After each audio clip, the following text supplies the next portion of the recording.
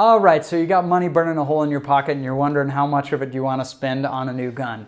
So we've been reviewing a ton of new guns. If you're new to the Backfire channel, this is kind of how it works. We're going out and spending our hard-earned money on tons of outdoors gear and giving a real owner's, non-sponsored content review of a lot of the great hunting gear. Exactly. And we've done a ton of reviews. So after looking at a bunch of different rifles at different price points, we kind of wanted to give you an overview of like how much we think you should be spending on a hunting rifle to get the best results. So who should buy a $350 rifle? Who should spend $1,000 on a rifle? And who should spend $2,000 on a rifle? The $350 rifle is something that I think most people should be buying right out the gate.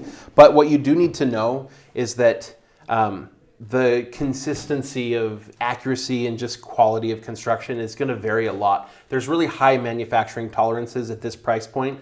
And so some guns are just going to be awesome. They're going to shoot half-inch groups at 100 yards, just amazing, and then you're going to get that one. Some are going to shoot half elk groups at 100 yards.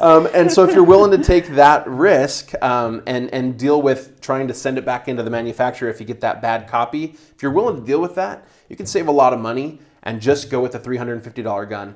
If that's the route you want to go, pro tip here, buy it without the scope or throw away the scope that came with it and go buy yourself a better optic. These scopes are awful. They're not very good right out of the box, but we took this on a hunt, 3 days backpacking in the snow and rain. All three of these rifles were on that same trip. This scope is now so fogged up you can't see through it. It's just... It would ruin your hunt. Yeah. You spent all year preparing and you're in the backcountry. So scrap the scope, buy yourself a decent one. But yeah, you can save a lot of money going that route. So to be clear, we've reviewed 5 guns at this price point, and we did a video that got a crazy amount of views on it. So check that out if you're interested in which one to get at that $350 price point. I would have no problem buying guns at the $350 price point. We do. We buy guns there, and we get some awesome ones. But we have also been really let down. Sometimes you buy one, even from the same make and model, one will be great and the other one's not. So just be aware that that can happen. Well, it can happen anywhere, but especially at that lower price point. And if you think, well, you just send it back into the manufacturer, we're going to have a follow-up video. We're going to have a follow-up video here for you pretty soon about that Mossberg Patriot that we sent back. If you're considering, or if you want to know who should buy this one at the $1,000 price point, this particular one's a Tikka T3X. It's about a $750 rifle, about a $500 scope, so a little over $1,000 setup. This gun is for that person that just wants to know they're getting a really good gun that's going to last them their whole life, that's going to shoot sub-MOA right out of the box. That's it's less, it's about an inch at 100 durable, yards. excellent quality parts. I mean, it's just, this is a really good price range for people to be buying a gun. That you're serious about hunting, you're going to go hunting every year, you want something that you know is going to perform. 99 times out of 100, you can pull a Tikka out of a box and you're ready to go shoot. I mean, they are. And we'll talk about specifics, but even when it comes down to the action itself, sometimes with the $350 rifles, like big catches, takes a while to work them in. And sometimes like you even go to chamber another round and it doesn't even catch, doesn't even push in the next round. And that can be a big issue when you're out trying to, you have the shot of a lifetime and you miss it. This one has just never, ever, ever failed with all the rounds we've put through it.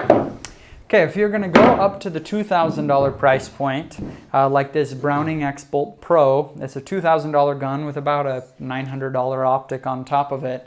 At this point, I think the person that should buy this is somebody who's into the artistry of firearms. You want to know of the engineering that has been put into the stock shape and curvature, into the trigger and exactly how it works. If you're really into the artistry of a gun, you're going to be happy with a $2,000 gun. But I wouldn't say that even in general, you're going to get a more accurate gun by spending $2,000 than $1,000.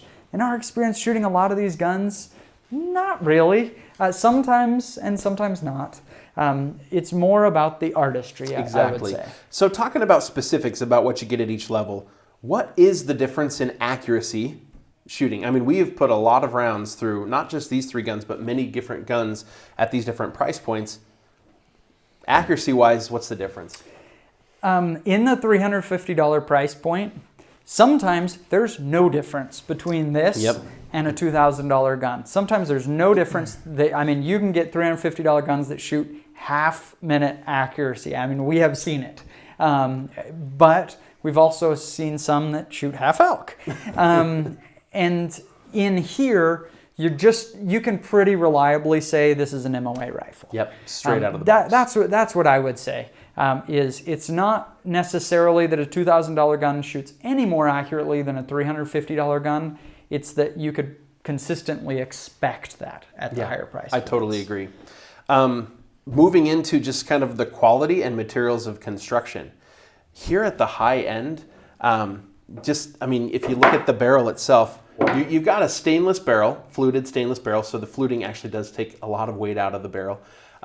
With that Cerakote on it, that just makes it super durable, extremely durable, corrosion resistant. Just no issues with this thing. It's going to last you a lifetime. Mm-hmm. This one, you're also going to find really well manufactured metals, stainless barrel that's going to be very corrosion resistant, etc. But maybe you lose the fancy finish from a Cerakote down to a stainless steel. Now, you mentioned earlier that all 3 of these guns went on the same hunt, same rain, in the same same snow. rain for 3 days. This one at the $350 price point is beat to crap. It's a carbon steel barrel. Nothing special about it. No special coating. Light it is rust and oxidization all over it. Which you can fix, but you can fix it. It's not a ruined gun, but you have to baby it a little bit more.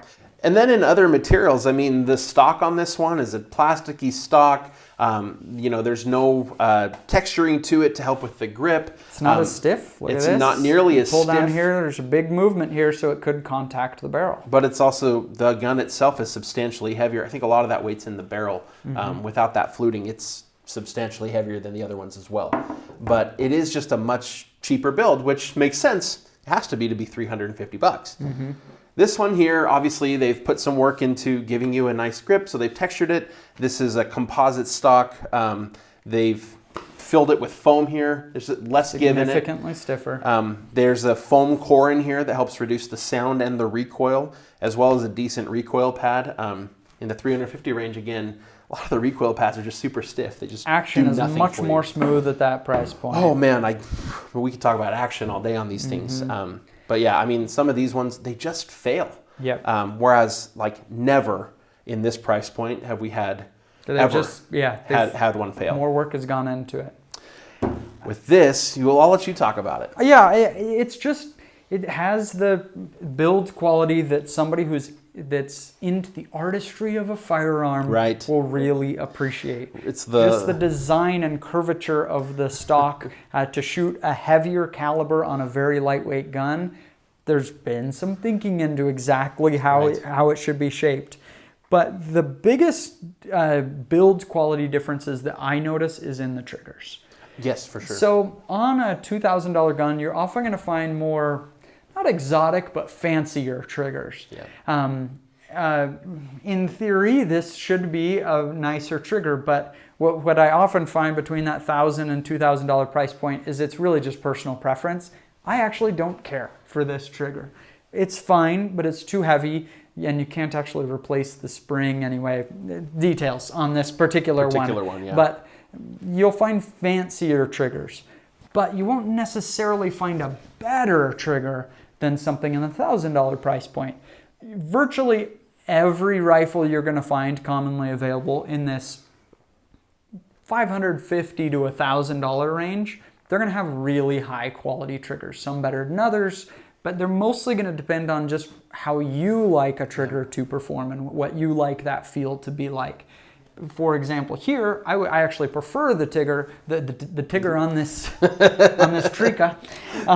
Tikka than on the $2,000 gun. It's a solid trigger, absolutely no take up, just a fantastic one. On the Savage Axis, it's really all just the guns in this range. Yeah, all of them. You're right. It's just a cheaper trigger. The trigger guard is plastic here. There's definite take up, and that little before the bang. Yeah. Yeah, some are better than others, but all of them, it's not a professional trigger that they're putting in those. And I'll point out, having shot this level of rifle, hunting rifle, most of my life, it never bothered me before, right? That kind of trigger, I mean, it was just something that you just live with. It's like, man up and shoot the dang deer. Yep. Now that I've shot this, I can tell there's a substantial difference and in my ability to shoot accurately with a better trigger. It's just substantially more consistent and better. If you're new to Backfire, please give us a subscribe. We're doing videos like this all the time. If you're buying a gun here, buy a $350 gun if you want to save a bunch of money, and usually you're going to do just fine. There are some great guns in there, but sometimes you get a lemon. At the $750 kind of price point and up, that's, I think, the best bang for your buck. If my neighbor just says, what gun do I buy? Tikka T3X. And if you're just into the artistry and engineering, you're going to appreciate all those teeny little details. You do get some cool things on a $2,000 gun, but don't expect it to just shoot better than maybe a $1,000 gun.